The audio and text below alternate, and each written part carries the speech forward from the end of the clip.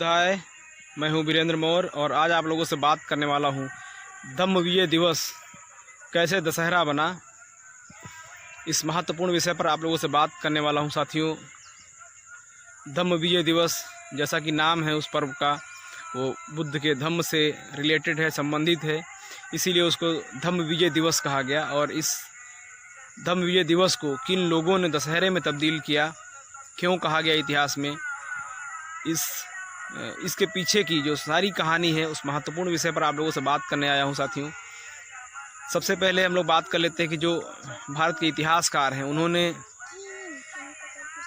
उस महान सम्राट अशोक को कहाँ तक सीमित रखा है। आप लोग सोचिए, जिनको भारत ही नहीं पूरी दुनिया के लोग अपना प्रेरणा स्रोत मानते हैं, अपना आदर्श मानते हैं, ऐसे इतिहासकार को भारत के इतिहासकारों ने उनको कलिंग युद्ध तक ही सीमित रखा है या कलिंग युद्ध तक उनको समेट दिया है, कलिंग युद्ध तक उनको सीमित कर दिया है। ये भारत के इतिहासकार जो हैं वो कितने ईमानदार हैं। सबसे पहले आप लोग इतिहास को जानते होंगे। सबसे पहले तो मैं आप लोगों को बता देना चाहता हूँ कि प्राचीन काल में जो राजा होते थे, सम्राट जो होते थे, शासक जो होते थे, उनके दरबार में उनके कवि होते थे, उनके प्रशंसक। उनका काम यही होता था कि अपने राजा की प्रशंसा करना, अपने राजा को महिमा मंडित करना। कुछ इसी तरह वर्तमान समय में जो इतिहासकार हैं उनका काम भी वही है। वो सच्चाई जनता के सामने सच्चाई को बताने के बजाय वो सारी चीज़ें जनता को बताते हैं जिससे जनता खुश हो। सच्चाई नहीं बताते हैं। इतिहासकार का मतलब होता है कि जो पुरातात्विक चीज़ें हैं, पुरातात्विक साक्ष्य हैं, अवशेष हैं, उनके आधार पर उनको आधार बना करके इतिहास लिखा जाए।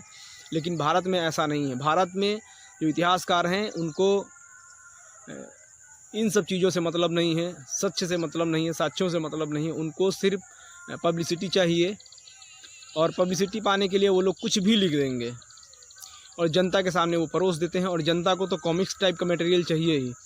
तो भारत के इतिहासकारों ने महान सम्राट को 99 भाइयों की हत्या और कलिंग युद्ध तक समेट दिया।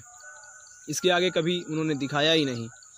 उन्होंने वो पहलू नहीं दिखाया, जनता के सामने नहीं रखा कि जिसमें सम्राट अशोक का जो शासनकाल था वो इतना संपन्न था कि आज के अमेरिका से कई गुना बेहतर समृद्ध था भारत। और साथियों, आप लोग मैं बता देना चाहता हूँ कि उस समय भारत जो पूरी दुनिया में भारत का निवेश था वो करीब 35% था। और आज देखिए आप 65-66% FDI भारत में। तो साथियों, आज के इतिहासकार जो हैं उन्होंने सम्राट अशोक को कलिंग तक ही सीमित रखा है। और कहीं न कहीं कलिंग युद्ध के माध्यम से वो लोग सम्राट अशोक को निशाने पर रखते हैं और सम्राट अशोक की आलोचना भी करते हैं वो लोग। और आलोचना वो करते हैं, सम्राट अशोक को देशद्रोही वो कहते हैं जिनके बाप दादाओं ने भारत को विभाजित करने का काम किया है, जिनके बाप दादाओं ने भारत की संपत्ति को बेचा है और भारत को विभाजित किया है, खंडित किया है। और ऐसा नहीं कि उन्होंने पहले किया है, उनके बाप दादाओं ने ही किया है। आज भी वो लोग भारत की संपत्ति को लेकर के विदेशों में भग रहे हैं। ऐसे लोग सम्राट अशोक महान पर उंगली उठाने का काम करते हैं। ये बात सत्य है साथियों कि कलिंग युद्ध का धम्म विजय दिवस से बहुत गहरा नाता है, बहुत गहरा संबंध है।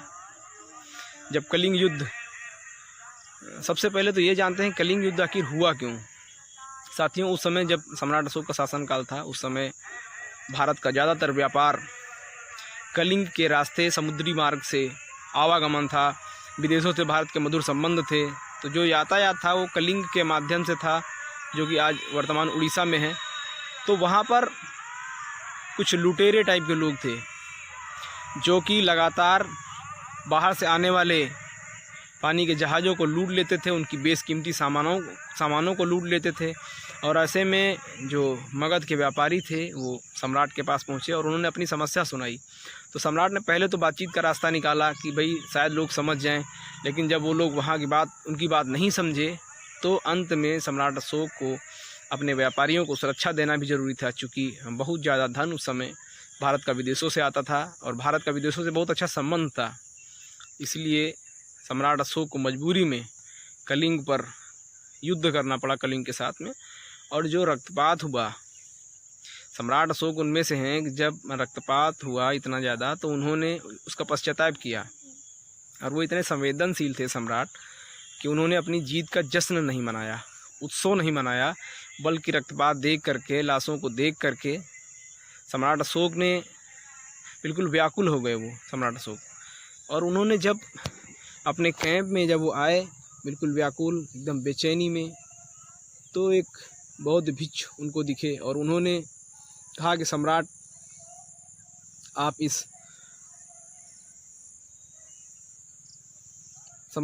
इस विस्तारवादी नीति को त्याग कर तथागत बुद्ध के धम्म की शरण में आ जाइए। और सम्राट अशोक महान को वो बात समझ में आई और उन्होंने उस दिन से तलवार रख दी और उन्होंने तथागत की शरण में जा कर के धम्म दीक्षा ले ली। तो सम्राट अशोक ने जिस दिन धम्म दीक्षा ली उस दिन को धम्म विजय दिवस कहा गया। और कलिंग युद्ध के पश्चात जब सम्राट अशोक महान ने धम्म दीक्षा ले ली, आप चलिए बेटा वहाँ चलिए, सम्राट अशोक महान ने जब धम्म दीक्षा ले ली और इस दिन को राष्ट्रीय पर्व के रूप में घोषित किया और भारत में बहुत हर्षोल्लास के साथ धम्म विजय दिवस के रूप में लोग इसे मनाने लगे और ये भारत में एक परंपरा बन गई, उत्सव बन गया। उत्सव के रूप में जब लोग मनाने लगे, ये परंपरा बन गई, तो सम्राट अशोक के काफ़ी बाद जब भारत के सम्राट बृहदत्त हुआ करते थे, उस समय उनका सेनापति पुष्यमित्र शुंग जो था। साथियों, एक बात मैं यहाँ बताना भूल गया कि उस समय जो सिस्टम था उसमें यह था कि धम्म विजय दिवस के समय में जिस तरह वर्तमान समय में 26 जनवरी और 15 अगस्त को तीनों सेनाओं के प्रमुख अपने शक्ति का प्रदर्शन करते हैं दिल्ली लाल किले में राष्ट्रपति के समक्ष, उसी प्रकार सम्राट अशोक महान के समय जो सेनाओं के प्रमुख हुआ करते थे, जिनको सेनापति कहा जाता था, वो अपनी सेनाओं के साथ वहाँ सम्राट के सामने अपनी शक्ति का प्रदर्शन करते थे।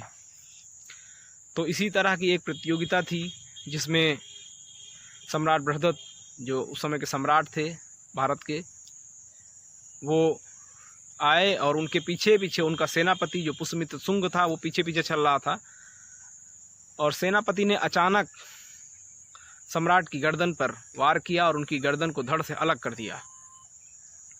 अब सोचिए, एक इतनी बड़ी साजिश और सम्राट की हत्या करने के बाद जब मगध की सत्ता पर पुष्यमित्र शुंग बैठा तो उसने उस दिन कहा, चूँकि सम्राट चंद्रगुप्त मौर्य, बिंदुसार और सम्राट अशोक महान, इस तरह 10 शासकों का अंत उस दिन हुआ, तो इसीलिए इन लोगों ने, इन दरिंदों ने, इन क्रूरों ने उस दिन को, धम्म विजय दिवस को दशहरा नाम दे दिया, क्योंकि उन्होंने 10 राजाओं की हत्या की, इसलिए इन्होंने धम्म विजय दिवस को दशहरा कहा। आप अब देखिए कि जो पुरानी हिंदी की किताबें हैं, आप उनमें देख लीजिए, आपको दिखाई देगा, उनमें अभी भी कहीं कहीं विजय दिवस लिख कर आता है। लेकिन अब साजिश एक चल रही, बहुत बड़ी, इतिहास में एक बहुत बड़े घोटाले की साजिश चल रही है। अब सारी जगह धम्म विजय दिवस से पहले तो इन्होंने धम्म को गायब किया, विजय दिवस रखा, और अब विजय दिवस को भी हटा करके अब ये लोग उसको दशहरा का नाम दे रहे हैं, जबकि दशहरा का वास्तविक अर्थ यही है कि इन्होंने उस दिन 10 सम्राटों के शासन का अंत हुआ था, इसलिए इन्होंने उसको दशहरा नाम दिया।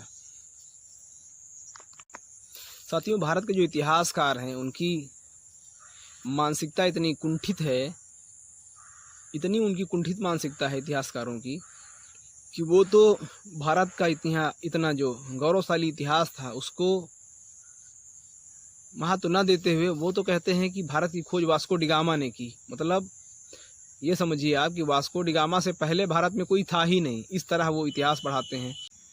और हमारे लोग आंख बंद करके उस इतिहास को सच भी मान लेते हैं। उनको लगता है कि हाँ, सच में भाई वास्को डी गामा ने भारत की खोज की, ऐसे जैसे वास्को डी गामा से पहले भारत था ही नहीं, भारत का अस्तित्व ही नहीं था। और जबकि भारत ने विश्व विजय किया, एक तरफ झंडा गीत में गाते हैं कि विजयी विश्व तिरंगा प्यारा, झंडा ऊंचा रहे हमारा, अर्थात भारत कभी विश्व विजयी रहा था। और दूसरी तरफ कहते हैं कि नहीं, वास्को डी गामा ने भारत की खोज की। तो आप लोग ऐसे इतिहासकारों के इतिहास को पढ़ें, कोई गुरेज नहीं है, लेकिन इतिहासकारों की बातों को बिल्कुल अपने दिमाग में बैठाने से पहले आप तर्क करें। यदि वो बात उनकी तर्क की कसौटी पर खरी उतरती है तब आप लोग यकीन करें।